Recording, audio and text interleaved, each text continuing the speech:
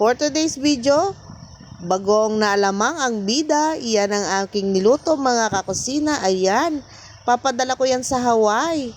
Nagluto ako ng bagoong alamang na walang pork.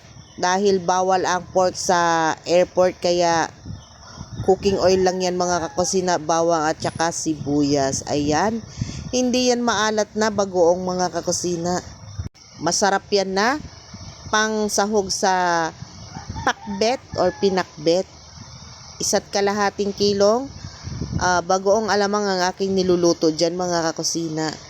Ipapadala ko sa Hawaii. At yung matitira naman ay pansasawag ko syempre sa aking mga lulutuing pinakbet or pang sausawan sa gulay, mga salad na gulay, or pwede din sa mangga o kaya singkamas. Sa pritong eggplant, masarap din yan. O kaya lagyan mo lang ng kamatis, abay, ulam na yan. Mahigpit masyado ngayon sa airport mga kakusina, kaya hindi pwedeng maglagay ng karne ng porky sa aking nilulutong bagoong alamang. Sayang, pag may iwan din lang sa airport, itatapon lang din nila, kaya hindi na ako naglagay.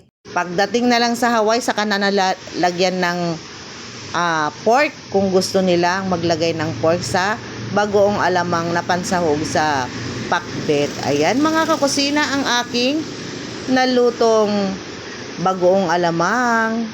Grabe, nangangamoy bagoong alamang dito sa aking kusina.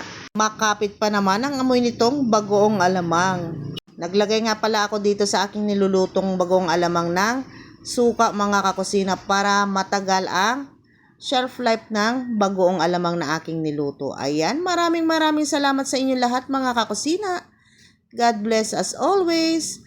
I love you all. Mwah.